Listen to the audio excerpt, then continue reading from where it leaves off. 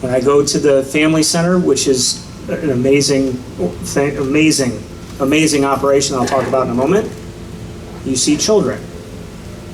You see children holding stuffed animals.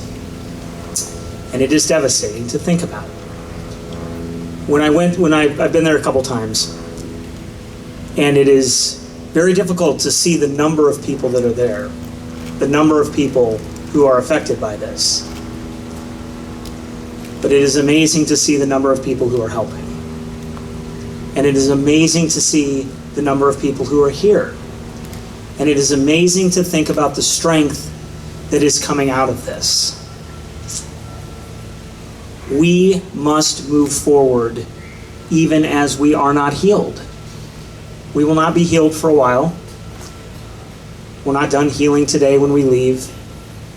The people who have lost loved ones, the people who have been hurt, the people who have been psychologically affected will feel it for the rest of their lives. They will not heal. And everybody's journey is different. Everybody's journey will be different. And one thing I want to say as the state's attorney, and then I'm going to say a few things not as the state's attorney.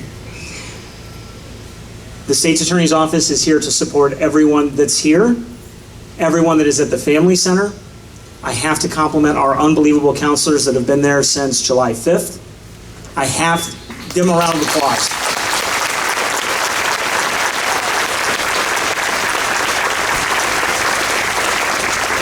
The FBI victim support team is amazing. It's amazing. And I apologize if I'm underestimating it. Folks, you have to understand there are probably 50 victim support professionals just from the FBI, and probably another 100 volunteers, members of the Lake County the Lake County Health Department. It is amazing to see this group. And from the ripples of our pain, from those who have been hurt, I draw strength from the ripples of hope that we see in the Family Center. And the state's attorney's office will continue to be on the ground in Highland Park for as long as necessary, and we will support the victims and survivors of this devastating attack for as long as we need to.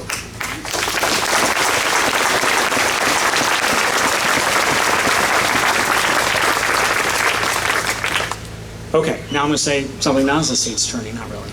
I'm always the state's attorney, but we have to take that strength and turn it into action.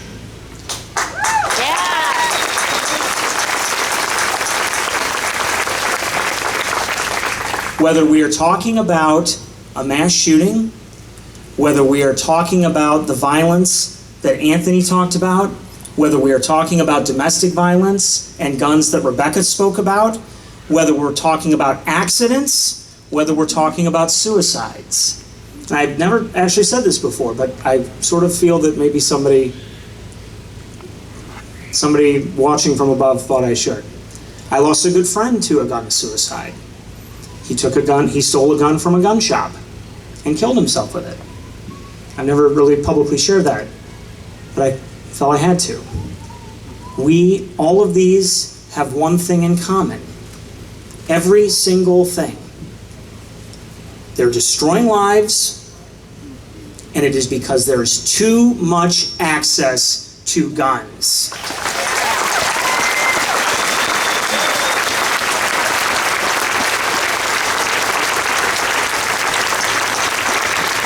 And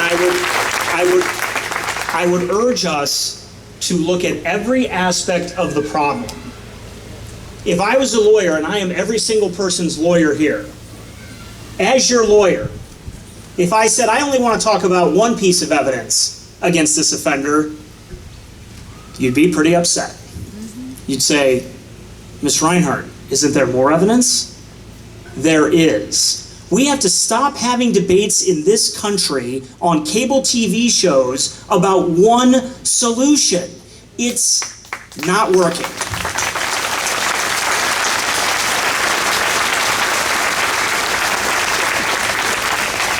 Just as a lawyer shouldn't make one argument for something, we should not use one thing to protect the preciousness of life.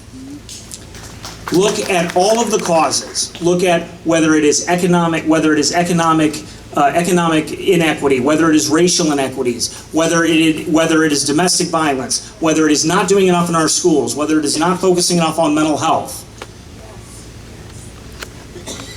And separate from all of those causes, the offender in Uvalde, the offender in Las Vegas, and many, many more were able to get the gun legally. We cannot have a single point of failure. We cannot rely upon a father. We cannot rely upon a mother or a grandparent to make the phone call to the police. Should they? Of course. But why are we relying on one thing?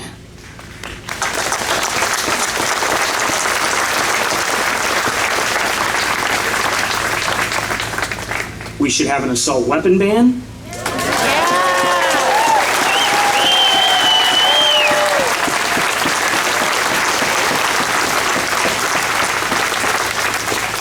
We have to increase information, training, and education about the red flag laws.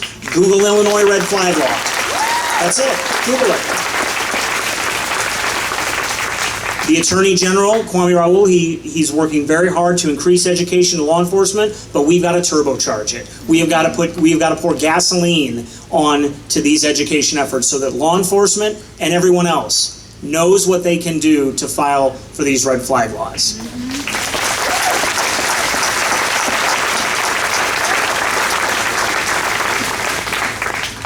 I want to thank everybody so much for being here. I want to thank everybody for their support. It's been unbelievable. On behalf of the State's Attorney's Office, I want to thank everyone for your support directly to our office. The office stands with all of you, as I said. We will get justice in the courtroom. I promise you that.